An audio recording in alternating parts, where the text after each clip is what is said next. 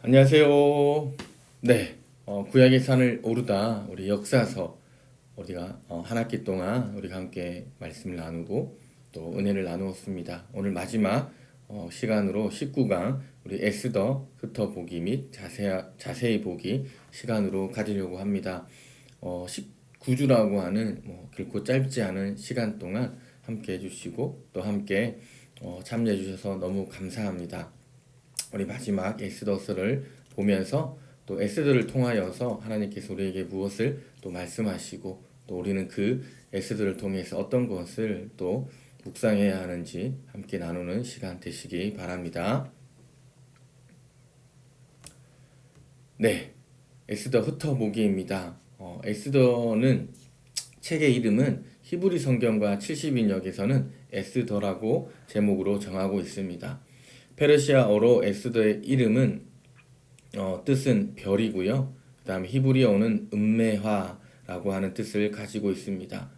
우리 본서에서 에스더라고 하는 인물의 이름은 총 55회가 등장하고 있습니다. 저자는 사실은 정확하게 알 수 없습니다. 유대인 탈무드에서는 에스라 시대에 활동했던 유대의 해당 사람들이다라고 간주하기도 하고요. 역사학자였던 요세푸스는 모르드게가 저자일 거다라고 주장하기도 했지만 사실은 정확하게 알 수 있는 근거는 부족한 상태입니다.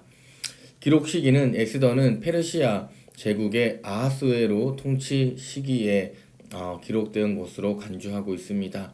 이 시기에 페르시아에 거주했던 유대인들에게 닥쳤던 위기와 구원에 관한 이야기가 기록되어 있는 책이 바로 에스더입니다.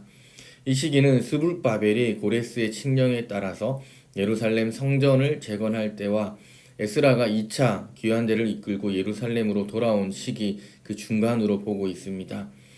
에스라 6장 7장 사이가 아닐까 추측합니다. 또 본서는 페르시아 왕들의 역대기가 언급되어 있고요. 헬라, 그리스 제국에 관련된 언급이 전혀 없는 것으로 보아 아마도 페르시아 제국 말기에 기록되었을 가능성이 높습니다. 자, 에스더를 둘러싼 논쟁이 있습니다. 에스더에는 하나님에 대한 언급이 1절 없습니다. 하나님에 대한 언급이 없는데요. 에스더는 성경 전체를 통해서 아가와 더불어 하나님의 이름 또는 하나님의 말씀이 나오지 않는 유일한 성경입니다. 반면에 페르시아 왕에 대해서는 무려 190번이나 언급되고 있습니다. 또한 본서에서는 신앙적인 요소, 즉 언약, 율법, 성전, 기도, 정결 구례에 대한 언급은 전혀 없습니다. 반면 세속적인 야망, 음모, 교활함, 음탕함, 어리석음, 잔인한 복수에 대한 이야기가 기록되어 있습니다. 본서에는 총 10개의 잔치가 나오는데 흥청대는 분위기를 주고 있습니다. 또한 유대적 요소가 노골적으로 강하게 기록되어 있고요. 또한 구약과 신약의 다른 책에서 전혀 인용되지 않는 책입니다. 또한 쿰란에서 사본이 발견되지 않은 유일한 정경입니다. 쿰란은 사해 북쪽에 위치한 지역으로 사해 사본, 성경의 하나의 사본인 사해 사본이 보관되어 있는 곳인데 그 쿰란에서 발견되지 않은 유일한 사본이라 말할 수 있습니다. 그럼에도 불구하고 유대교 랍비들은 기원 후 90년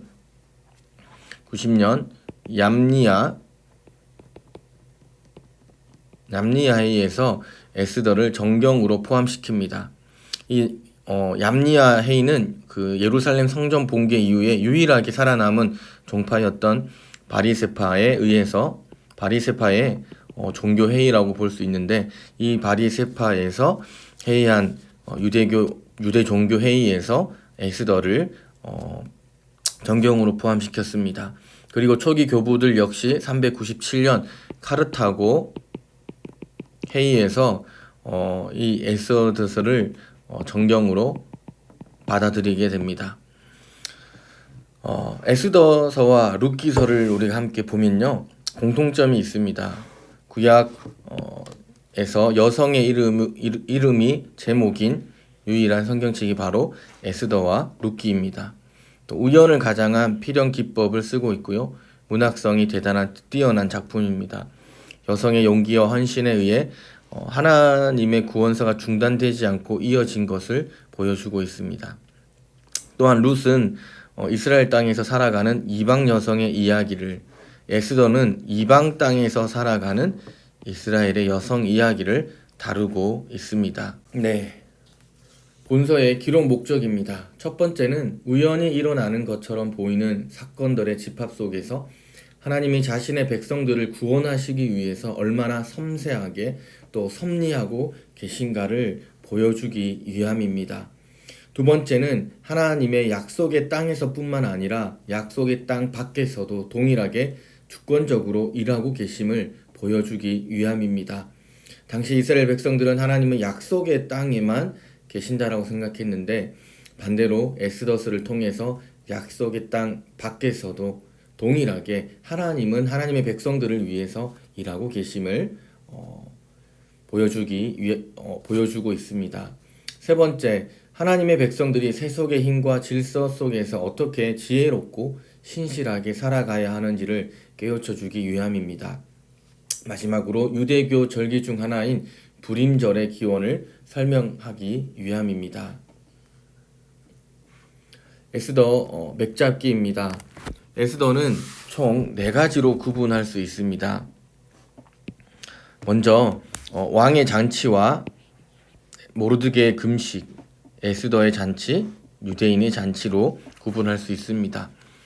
1장과 2장에서는 에스더의 간택이 기록되어 있고요.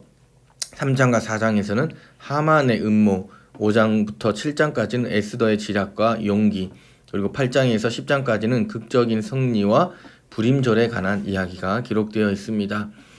주제는 1장부터 4장까지는 치명적인 위기를 맞이하게 됩니다. 모르드게를 비롯한 유대인들은 하만에 의해서 유대인들이 모두 죽을 수밖에 없는 치명적인 위기가 기록되어 있고요.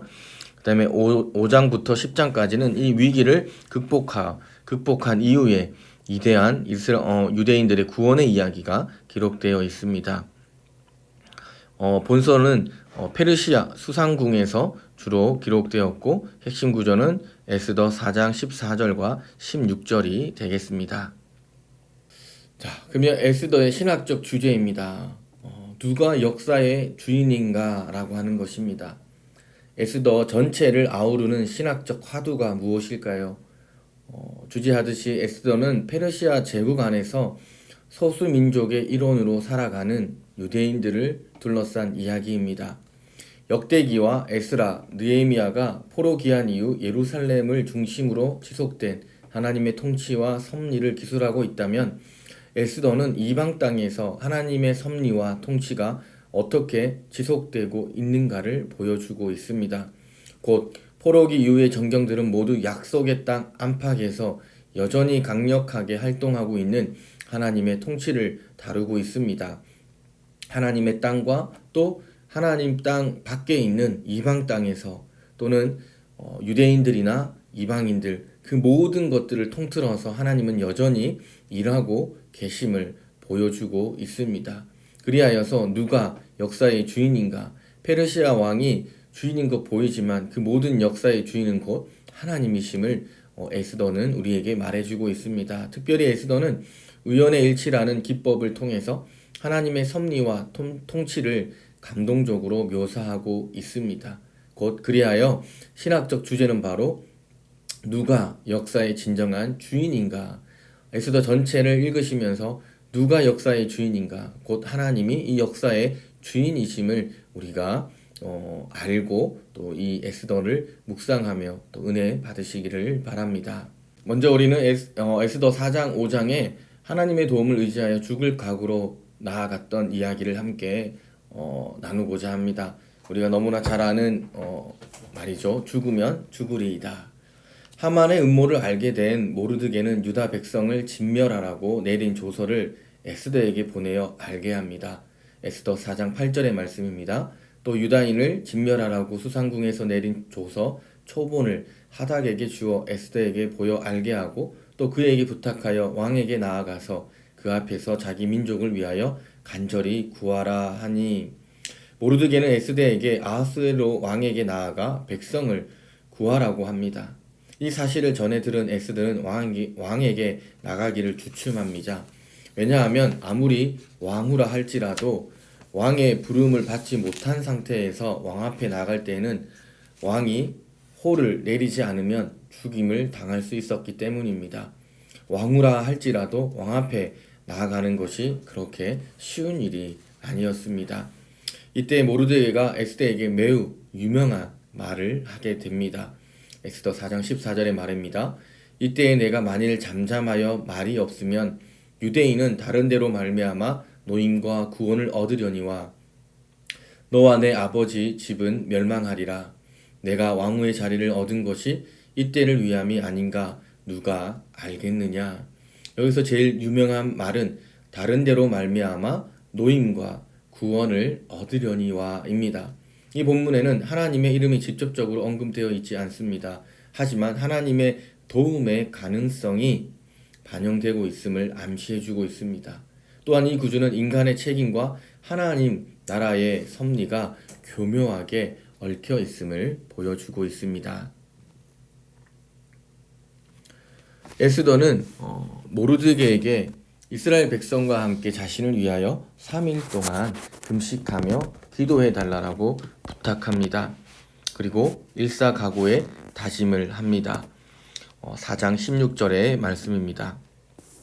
당신은 가서 수산에 있는 유대인들을 다 모으고 나를 위하여 금식하되 밤낮 3일을 먹지 말고 마시지도 마소서. 나도 나의 시녀와 더불어 이렇게 금식한 후에 규례를 어기고 왕에게 나아가리니 죽으면 죽으리이다. 아주 유명한 또 말을 남기게 됩니다. 먼저 하나님께 간절히 기도한 후에 에스더는 죽으면 죽으리라고 하는 각오로 남편이었던 아하수에로 왕에게 나아갑니다. 그런데 놀랍게도 에스더 5장의 왕후 에스더를 본 아하수에로 왕은 뜻밖의 호의를 보이게 됩니다. 에스더 5장 2절과 3절의 말씀입니다. 왕후 에스더가 뜰에 선 것을 본즉 매우 사랑스러움으로 손에 잡았던 금규를 그에게 내리니 에스더가 가까이 가서 금규 끝을 만진지라. 왕이 이르되 왕후 에스더여 그대의 소원이 무엇이냐 요구가 무엇이냐 나라의 절반이라도 그대에게 주겠노라고 말하고 있습니다.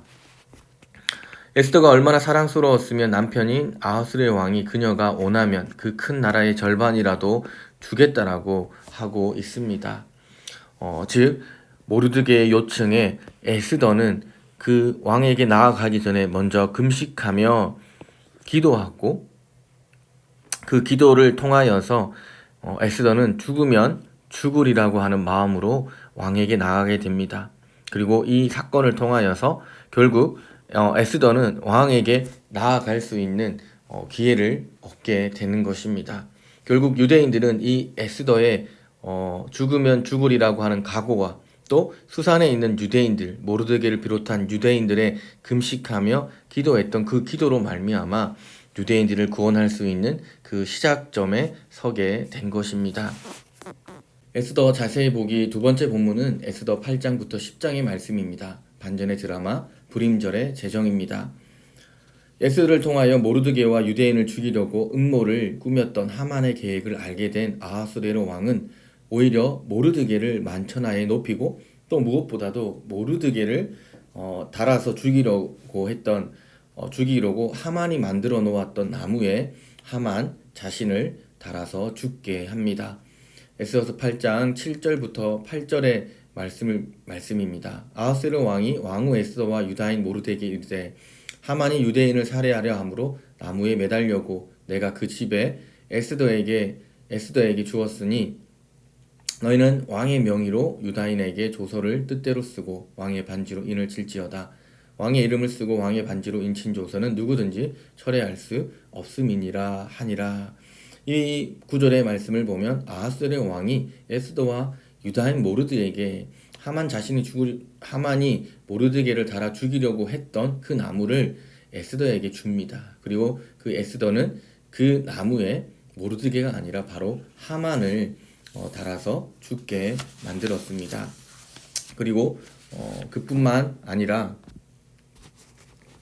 하만은 하만의 제사를 몰수하여 에스더에게 줍니다. 그리고 15절과 16절을 보면 모르드게가 푸르고 흰 조복을 입고 큰 금관을 쓰고 자색 가는 배 겉옷을 입고 왕 앞에 나아가니 수산성이 즐거이 부르며 기뻐하고 유다인에게 영광과 즐거움과 기쁨과 존귀함이 있는지라 라고 기록되어 있습니다. 이 말씀은 죽임을 당할 뻔한 모르드게가 도리어 하만의 주의를 차지하게 됩니다. 사실 푸르고 흰 조복 그리고 큰 금관 자색 가는 배 겉옷은 누가 입던 옷입니까? 바로 하만이 입던 옷입니다. 오늘 하만이 입던 옷을 누가 입냐면 모르드게가 그것을 입게 됩니다. 즉 전세가 역전된 것입니다. 하만은 자신이 만들었던 나무에 매달아 죽게 되고 모르드게는 그 나무에서 내려와 하만이 차지했던 모든 지위를 차지하게 됩니다. 그리고 이스라엘 백성 모두 죽음의 문턱까지 갔지만 결국 유대인들이 승리하는 장면이 에스더 8장부터 10장까지 전반에 묘사되어 있습니다. 에스더서는 페르시아의 왕후가 된 에스를 통해서 진멸의 위기에 있던 이스라엘 백성들이 모두 극적으로 구원받는 감동적인 이야기가 기록되어 있습니다. 그래서 이날을 기념하기 위해서 잔치를 베풀었는데 이 기념하기 위해서 베푸는 날이 바로 불임절입니다. 에스더서 9장 17절과 18절에 이렇게 기록되어 있습니다. 이 아달월 13일에 그 일을 행하였고 14일에 쉬며 그날에 잔치를 베풀어 즐겼고 수산에 사는 유다인들은 13일과 14일에 모였고 15일에 쉬며 이 날에 잔치를 베풀어 즐기더라. 바로 이 잔치가 바로 불임절의 기원이 되겠습니다. 그리고 21절에서는 한 규례를 세워 해마다 아달월 14일과 15일을 지키라고 되어 있습니다. 결국 하나님께서 보여주신 이 드라마틱한 구원의 역사를, 은혜의 역사를 이스라엘 백성들은 늘 기념하고 또 하나님께 감사의 축제를 올려드렸던 날이 바로 이 불임절이 되겠습니다. 네, 구약의 산을 오르다 오늘 19강 마지막 우리 에스더를 마쳤습니다. 19번의 시간 동안 너무 많이 수고 많이 하셨습니다. 그리고 함께 해주셔서 너무 감사합니다. 뜨거운 또 여름입니다. 무더운 여름입니다. 또 무더운 여름을 또 은혜 가운데 잘 보내시기를 소망합니다. 여름 휴가들 다들 가시죠? 네, 가시지 않는 분들도 있더라고요. 가시든 가시지 않든 이 무더운 여름날 하나님이 함께 하셔서 건강 잘 챙기시고 또 은혜로운 시간, 또 즐거운 시간 보내시고 우리가 또 함께 만나기를 소망합니다. 네, 이어서 1학기 때는 우리가 구약의 산을 했는데요. 2학기 때는 신약의 산을 하려고 합니다. 19번의 강의를 준비하고 하면서 조금은 어렵지 않았나 라는 생각을 하게 되고요. 조금 더 쉽게 또 조금 더 재미있게 또 2학기 때는 신약에 대한 이야기를 우리가 함께 나누고자 합니다. 벌써 신약의 산을 오르다를 준비하고 있습니다. 전체적인 또 강의 개요와 또 어떻게 하면 조금 더 묵상하고 또 말씀을 이해하는데 도움이 될까 고민하면서 준비하고 있습니다.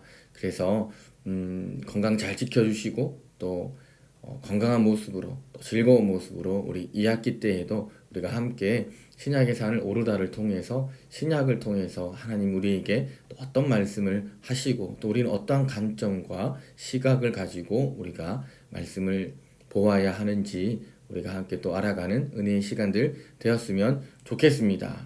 한 학기 동안 너무 수고 많으셨고 또 우리 2학기 때도 조금 더 선선한 날씨, 좋은 날씨를 기대하고 소망하면서 2학기 때도 우리가 함께 또 만나기를 기대하고 소망합니다. 감사합니다. 네, 2학기 때도 꼭 만났으면 좋겠습니다. 감사합니다. 좋은 여름, 또 즐거운 여름 보내세요.